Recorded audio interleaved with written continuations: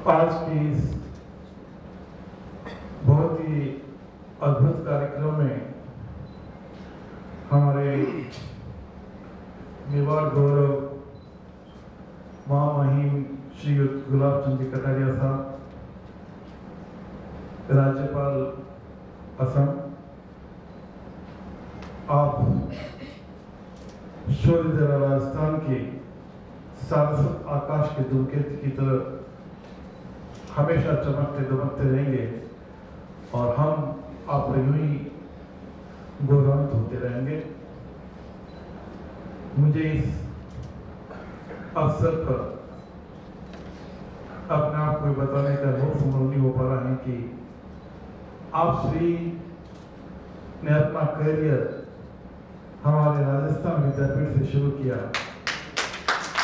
तो ये बहुत ही गौरव की बात है कि जन्नूभाई की संस्था 1937 में स्थापित करी, आज उसमें पढ़ने लिखने कार्य करने वाले व्यक्ति देश के सर्वोच्च पद पे हैं। हम आपको अपने बीच पाकर बहुत ही गौरवान्वित हैं, आपको शुक्रिया अदा करते हैं।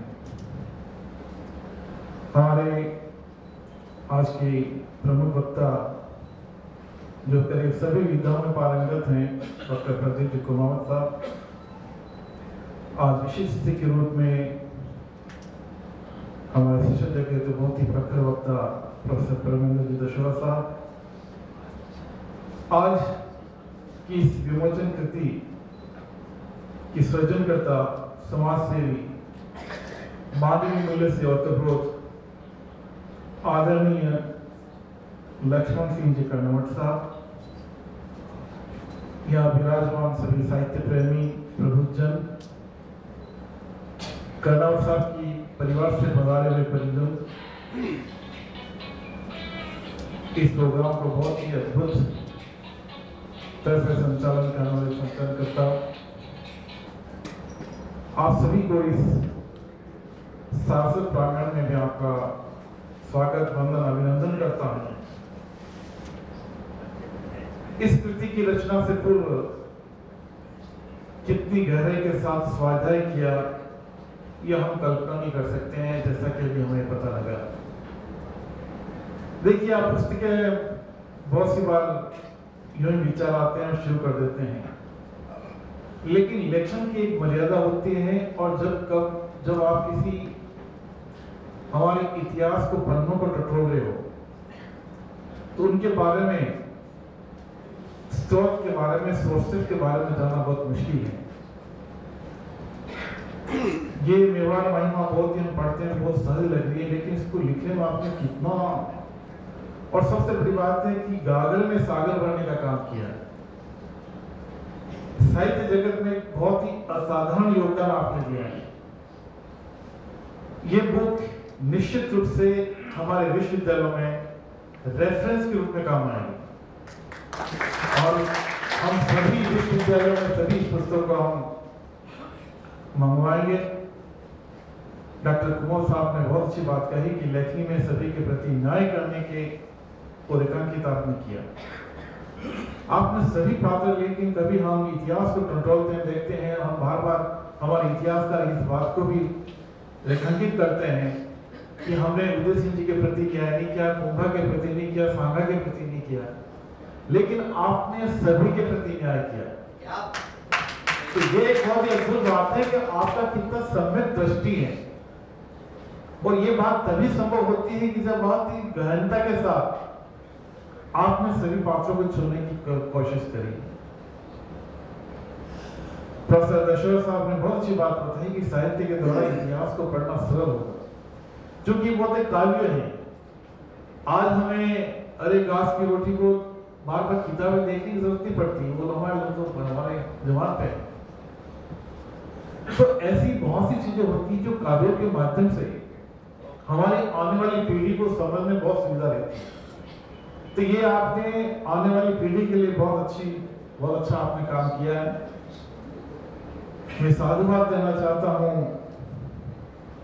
आपकी सुपुत्री मधु जी को कि उन्होंने एक पुत्री का पिता के प्रति हृदय को छूते हुए आपने रोजगार प्रकट किया।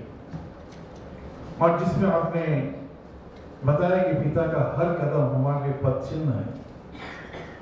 देखिए, आप परिवार भी आपकी जो शैली है, आप जो कुछ कर रहे हैं उसके प्रति कितनी सजग है, क्योंकि व्यक्ति जब आगे बढ़ता है तो वो अकेला आगे नहीं बढ़ सकता, उसके मित्रों की भी जरूरत होती है, परिवार की सबसे पहले जरूरत होती है।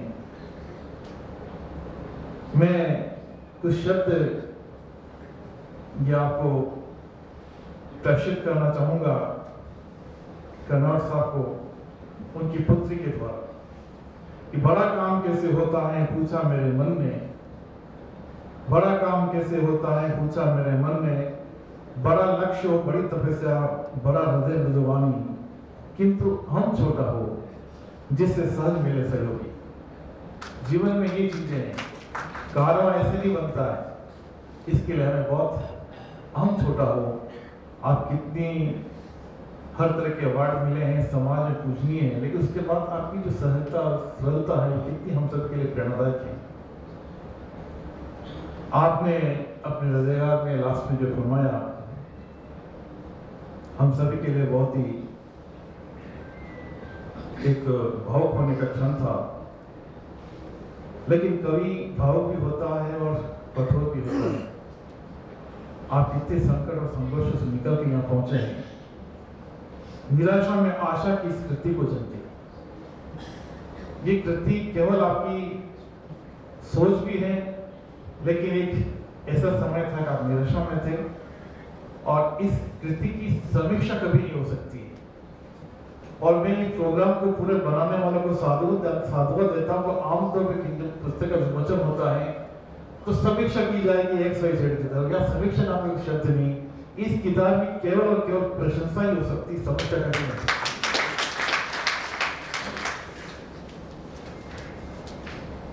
मेरे ख्याल से 2-3 मिनट और है, मैं जल्दी कोशिश करता हूँ कि हमारे महामहिम सुबह से थकान भी है, तो मेरे ख्याल से मैं ज्यादा ना बोलते हुए ये कहना चाहूंगा कि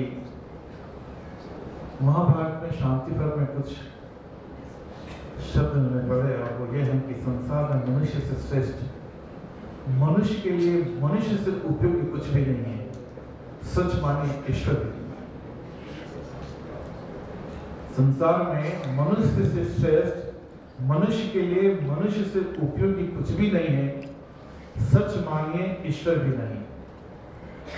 इसका तात्पर्य यह है कि हम केवल संवेदना के साथ हमारे जो मानवीय पहलू हैं उसको कभी मानने न दें, क्योंकि ईश्वर तो हमेशा कण-कण में है, लेकिन जब साक्षात्कार होगा तो हम केवल मनुष्य के द्वारा ही ईश्वर देख सकते हैं।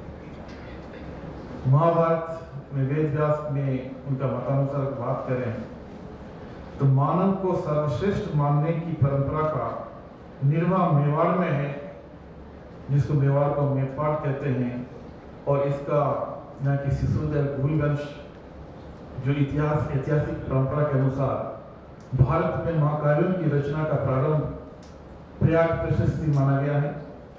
हर्षचरित, नवसाहसक चरित, विक्रमादित्य चरित, राजतरंगिणी आदि महाकाव्यों की रचना की श्रृंखला में आज हम मेवाड़ महिमा कर्नाड सौर देखी हुई रची हुई इसको पढ़ रहे हैं।